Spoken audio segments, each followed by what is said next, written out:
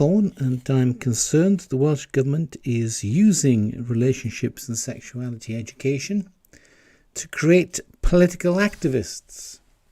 In a book titled Schools as Queer Transformative Spaces, in a chapter titled Rebel Becomings, Queering School Spaces with Young People, academic Leanne Cole writes, "It is impossible to ignore the increasing role that queer and feminist activism is playing in schools. Programmes and resources such as Stepping Out Against Gender-Based Violence and Fight Back in Australia and Agenda Wales are some international examples of how explicit, post-structural, queer and feminist new materialist frameworks are being used in schools to queer school spaces and educational experiences. A burgeoning empirical research focused on queer straight alliances and feminist collectives in schools also emphasises the strikingly diverse ways young people think and practice activism in different locations and from different cultural and social perspectives. This work highlights the significance of student-led initiatives in destabilising hetero and cisgender normativity. The explicit aim of the Agenda resource pushed into Welsh schools is to encourage students to become rebellious and to actively destabilise hetero and cisgender normativity.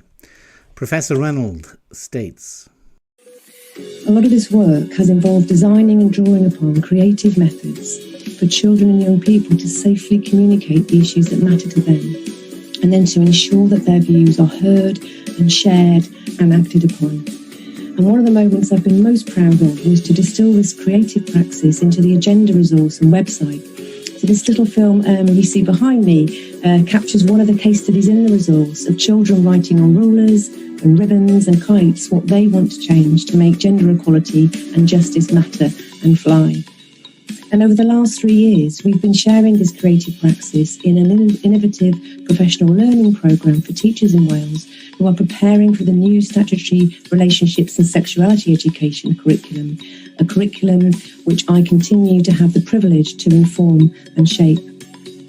And it's a resource and a creative and ethical praxis that's having a significant international reach in the field of RSE, from Finland to Australia. But it started and it has become embedded here in Wales." A page on LGBTQ Primary Hub gives more information. What is heteronormativity and cisnormativity? Heteronormativity, a discourse based on the assumption that heterosexuality is the norm and privileges this over any other form of sexual orientation. But heterosexuality is the norm. Humanity would not exist without sexual intercourse between a man and a woman. This does not mean that we should be prejudiced against those who are same-sex attracted. Indeed, the Equality Act does protect people from discrimination on the basis of sexual orientation. Cisnormativity, a discourse based on assumption that cisgender is the norm and privileges this over any other form of gender identity. Again, it is normal not to believe that you have been born in the wrong body. And again, the Equality Act does protect people from discrimination on the basis of gender reassignment. The purpose of queer theory is, as promoted on a video by Professor Reynolds, available on the Brook Learn website, the purpose of queer theory is to normalise everything.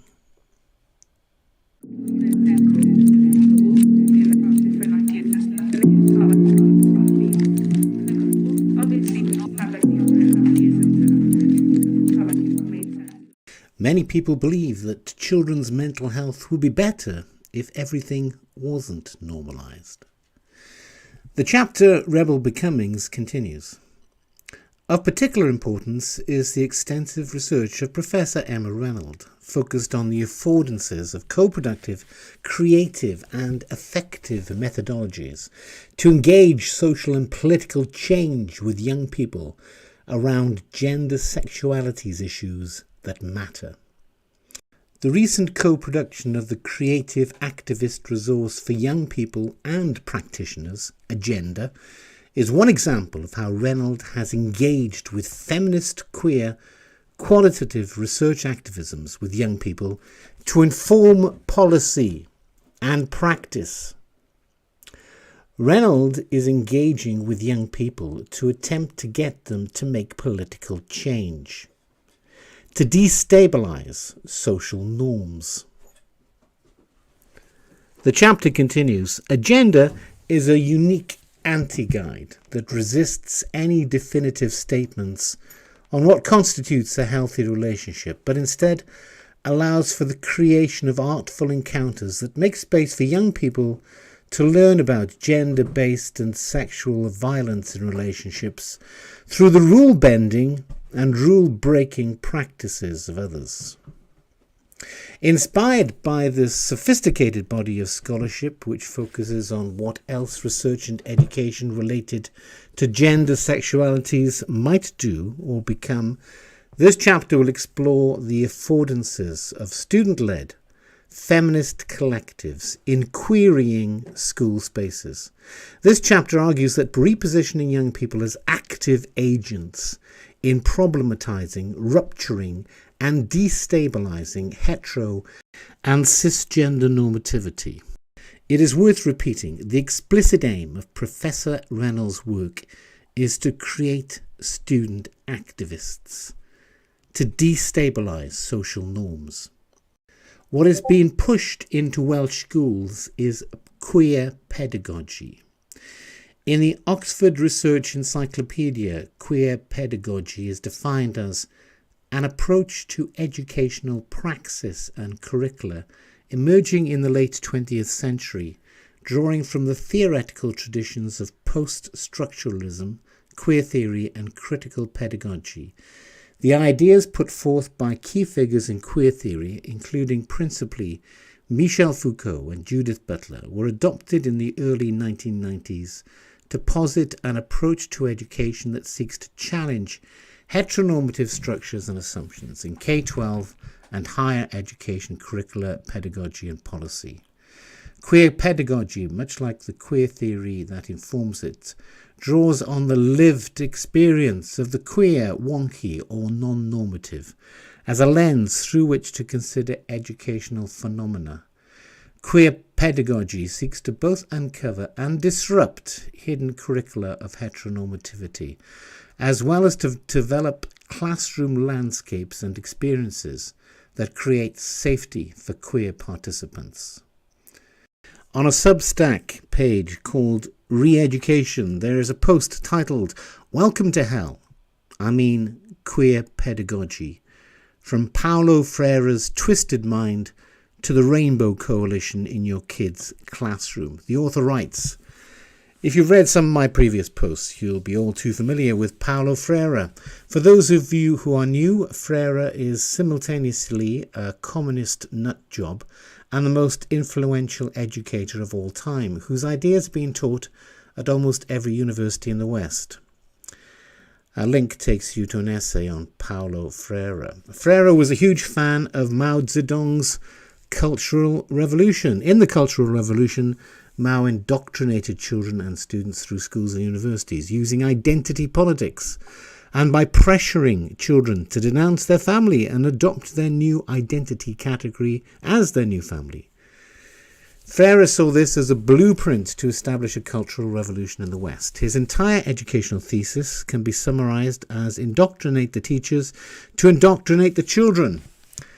This program is well underway, I'm sad to report.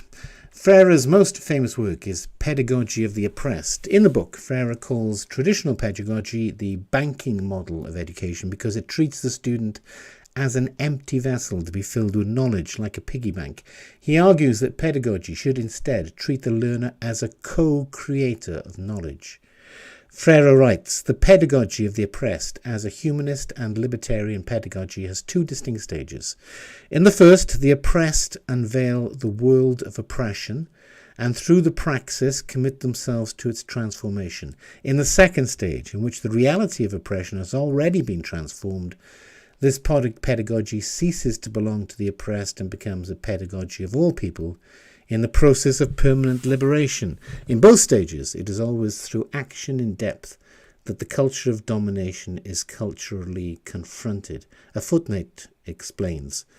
This appears to be the fundamental aspect of Mao's cultural revolution. As of 2000, the book had sold over 750,000 copies worldwide. It is the third most cited book in the social sciences.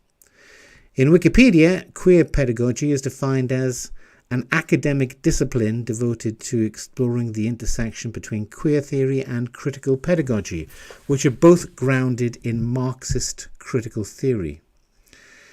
Queer pedagogy explores and interrogates the student-teacher relationship, the role of identities in the classroom, the role of eroticism in the teaching process, the nature of disciplines and curriculum, and the connection between the classroom and the broader community, with a goal of being both a set of theoretical tools for pedagogical critique of pedagogy, and or a set of practical tools for those doing pedagogical work.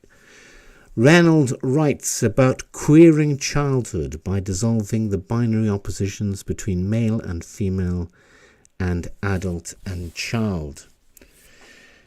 Professor Reynolds tells teachers that children have a right to a gender identity and encourages children to explore their gender. Professor Reynolds has recently come out as non-binary.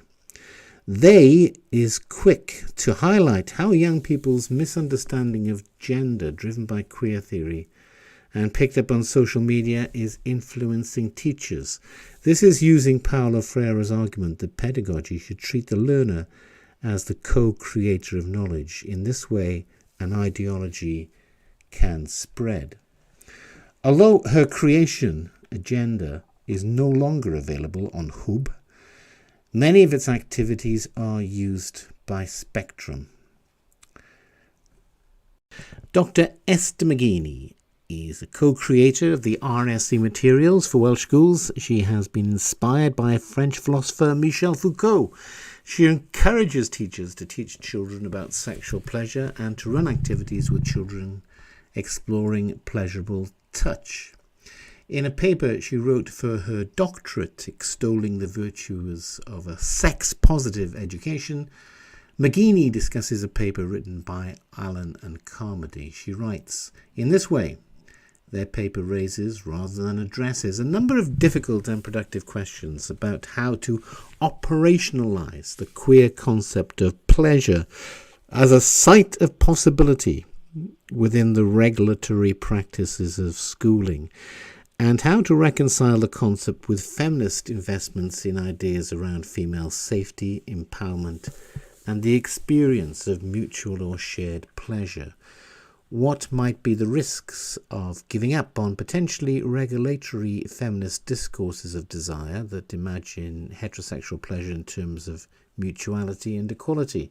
In what ways might it be possible for educators to create these kinds of disruptive and queer spaces without them being unintentionally regulated or shaped by the educators or the institution's moral values and political investments?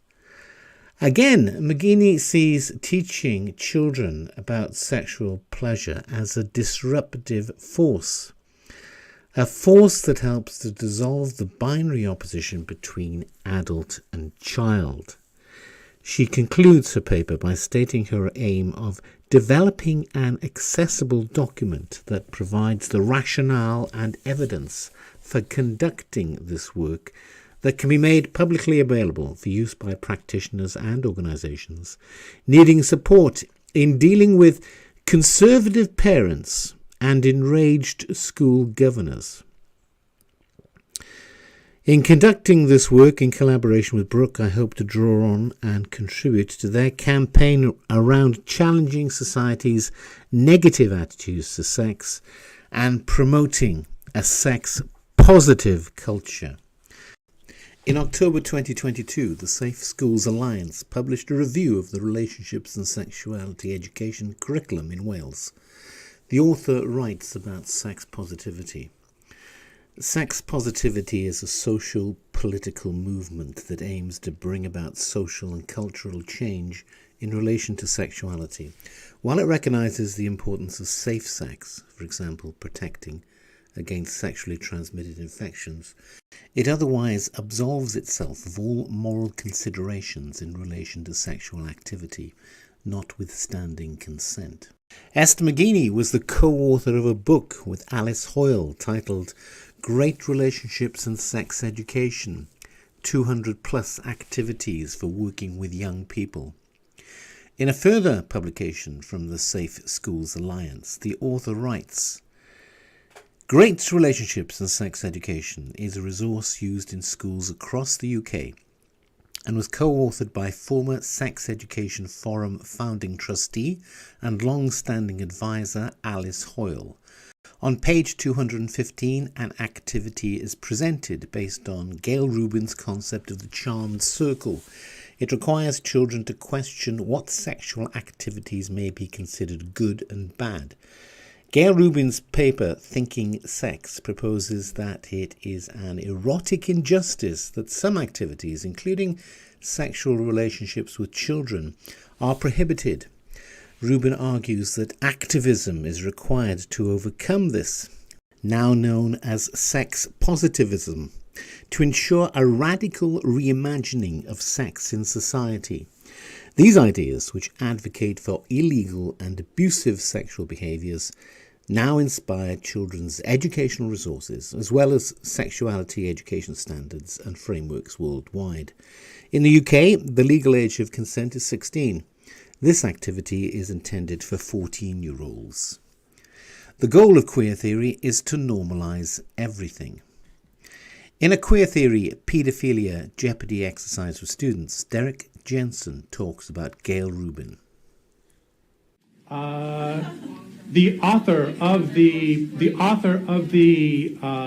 founding document of queer theory. Who is Gail Rubin? Who is Gail Rubin?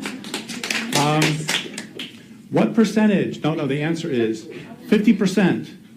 Question is? The amount in that article that was a defense of pedophilia, specifically, quote, boy lovers, so men who fuck boys. Oh.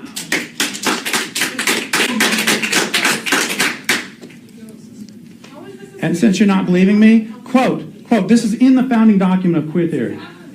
Like communists and homosexuals in the 1950s, boy lovers are so stigmatized that it is difficult to find defenders of their civil liberties, let alone for their erotic orientation. That's in the founding document of queer theory. I'm sorry, I'm using facts. A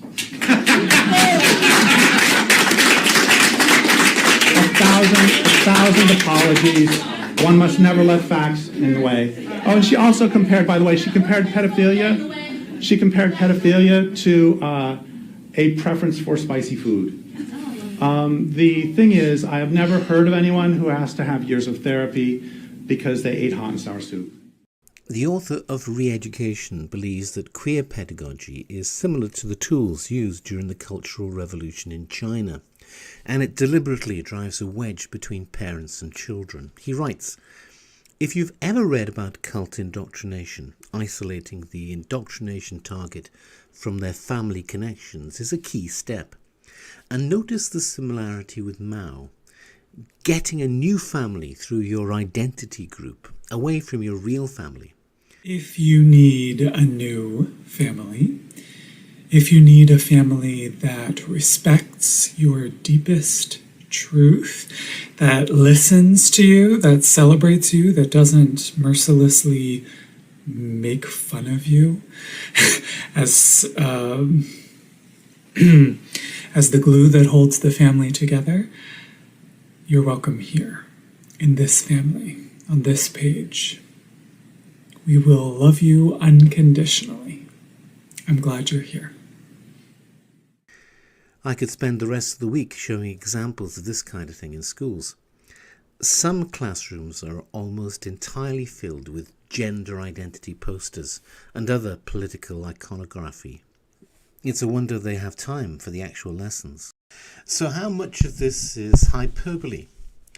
Well, Mao indoctrinated children and students through schools and universities using identity politics and by pressuring children to denounce their family and adopt their new identity category as their new family. Queer pedagogy is of a similar nature.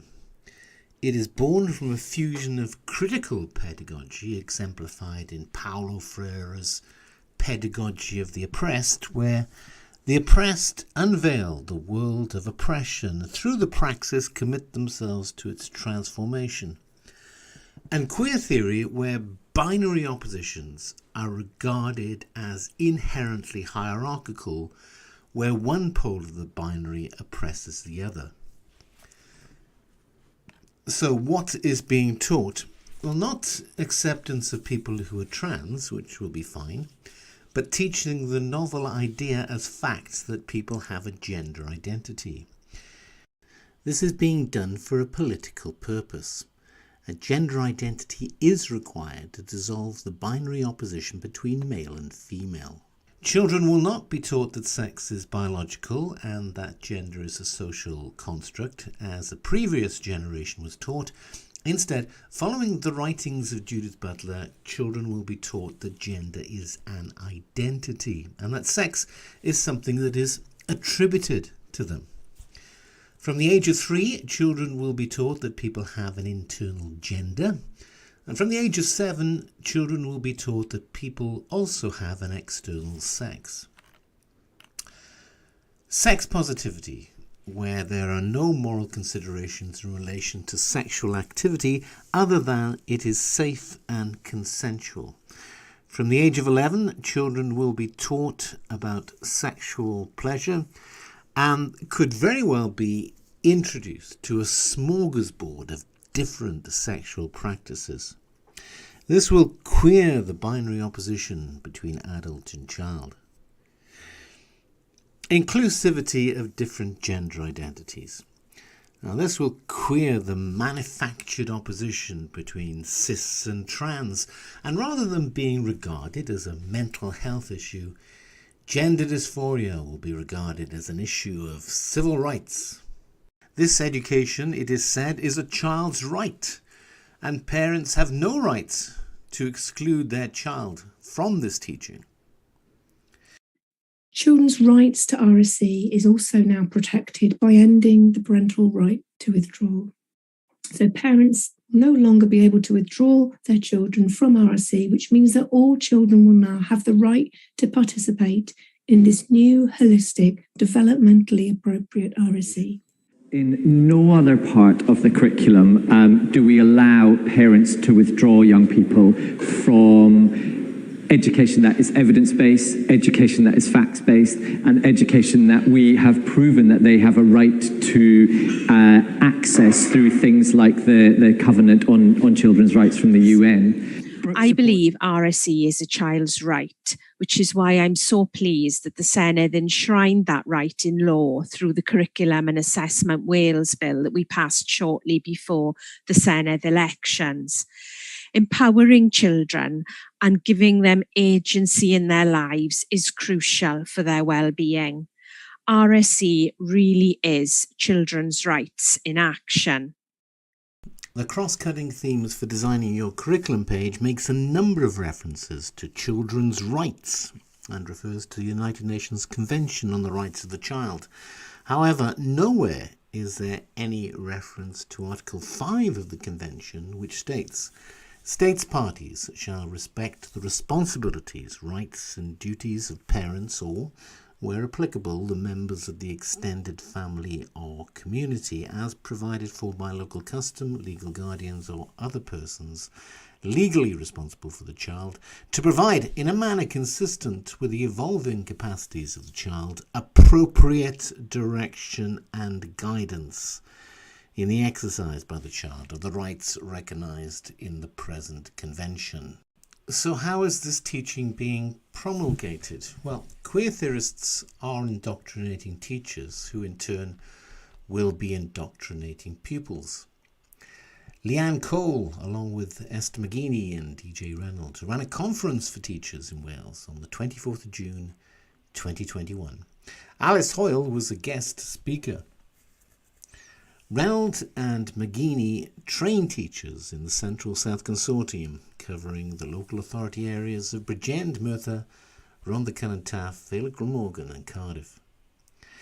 And although the agenda resource is no longer on Hub, the same ideas are being pushed by many external training organisations, including Brooke Cymru, who have been contracted to deliver teacher training to teachers in the Central South Consortium. The head of Brooke Cymru in Wales also works with the Children's Commissioner and the Welsh Government and has been highly influenced by Professor Reynolds. In line with Paulo Freire's teaching, children are being taught to indoctrinate each other, as well as teachers. I suppose stuff that's not normalised, so stuff we don't have enough information on, I'd maybe be embarrassed talking about because I wouldn't go and get something wrong. But that's what we're hoping to do by bringing it cross-curricular, is normalising it so that people don't feel embarrassed like talking about bisexuality, gay, transgender, because it just makes it normal and comfortable then. You see things in the social media like people coming out as like bisexual or transgender or like gender fluid, and you're not then told in school how to address those people or like what to do. So yeah, it's better than it was like 20 years ago, but it's still not enough. So that's why like putting sex ed over like cross curriculum and like teaching students like it's okay to come out as like bi or gay and that you don't need to put yourself in these boxes will be like really beneficial for the future. The purpose of queer theory is, as promoted on a video by Professor Reynolds, to normalise everything. In the name of inclusivity, the Welsh Government are supporting queer pedagogy and the queering of childhood. They are encouraging the creation of a generation of gender activists. And Mark Drakeford is leading the charge. When we said in 2021 that we wanted to make Wales the most LGBTQ+ friendly place in Europe, that is what we meant. And the action plan that our Welsh Labour government published earlier this year is a powerful statement of our determination to secure the open and equal Wales that we all want to see. Our ambition is to use every lever we have available to guarantee that stigma and discrimination have no place in Wales, by strengthening human rights, by banning conversion therapy, by removing the barriers which prevent LGBTQ+ people from being able to live freely and without abuse. That plan is being implemented right now. It reflects the enormous effort which has got our nation to this point. And I want to pay tribute to every person who has been part of that journey to today. From the pioneers of LGBTQ+ liberation to the thousands of nameless women, men, trans and non-binary people, all those who have taken up the struggle for equality in 1,000 forgotten ways. Because that struggle has been a long one, and we know that it is not yet over. Keep going!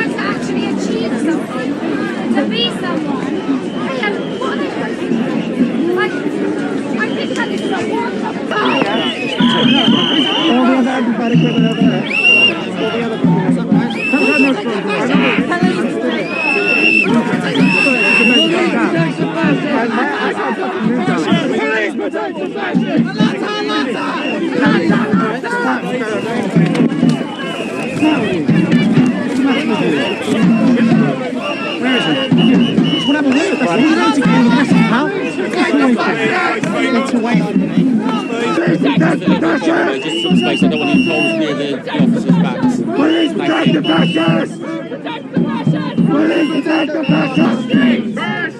Our streets! Our streets! Our streets!